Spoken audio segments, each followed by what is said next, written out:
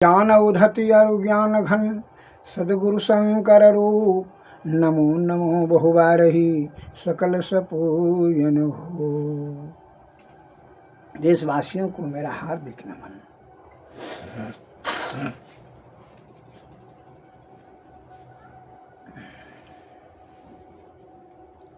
बृहद अग्नि कुमार रस यह पेट रोगों के लिए अत्यंत प्रभावशाली महाऔषध है।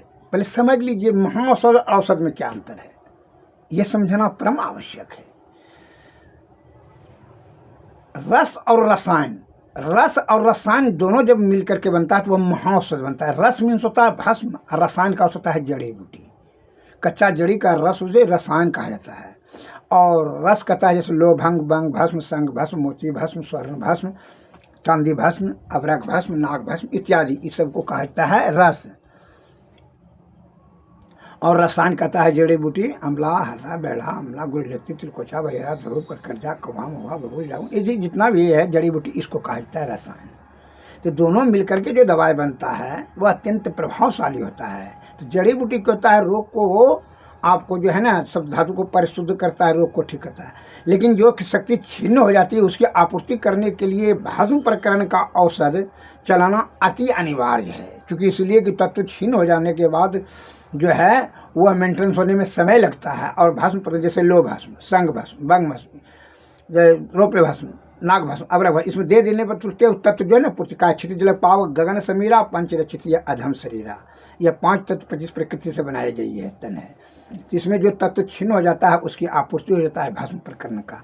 इसलिए आपके प्राचीन बुद्धिजीवी ज्ञानी विद्वान वैद्यगणों ने जो है महाऔषध का उसी को कहा गया है, जो कि रस और रसायन दोनों से बनता हो। यह बृहद लगाने का मतलब है कि वह महाऔषध है। तो क्या हुआ है, इसमें क्या कम्बाइनेशन है, शुद्ध पारा जो है शुद्ध 1 भाग, शुद्ध गंधक 2 भाग, शुद्ध सुहागा और हर्रा अमला बहड़ा जावाखार सोंठ पीपल मरीच और 5 नमक। 12 औषधियों में 1 भाग लेवें, सबको एकत्र खरल करके अदरक के रस के साथ 7 बार भावना देवें, उसको सुखाकर चूर्ण कर लेवें। इस रस को 4 रत्ती की मात्रा से अथवा अवस्था के विचार कर करके अदरक के रस के साथ भक्षण करें खाएं तो इससे विविध प्रकार के अजीर्ण शमन होते हैं। अजीर्ण तो अनपच।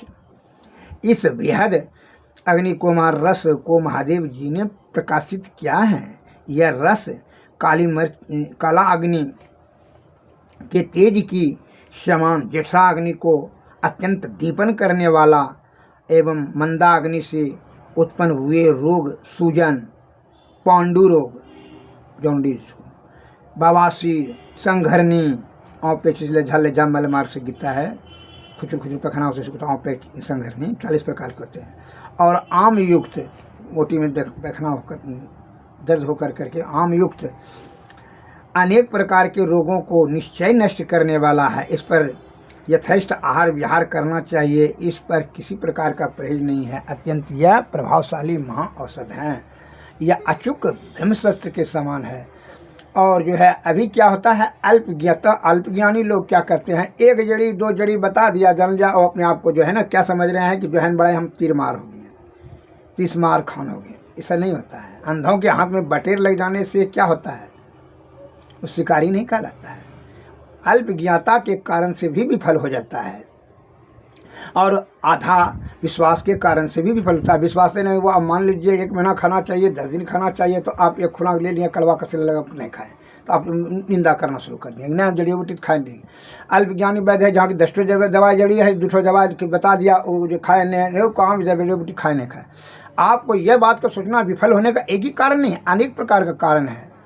अल्पज्ञता, आधा विश्वास, अश्रद्धा, विवश होकर खाना। श्रद्धा प्रेम है ही नहीं, वह केवल जो है चलो ठीक हो जाए नहीं तो होगा तो दूसरा अंग्रेजी तरफ जाएंगे, उसका ध्यान दूसरे जगह है। इसलिए वो श्रद्धा युक्त होकर के औषधि का अमल ही नहीं कर रहा है।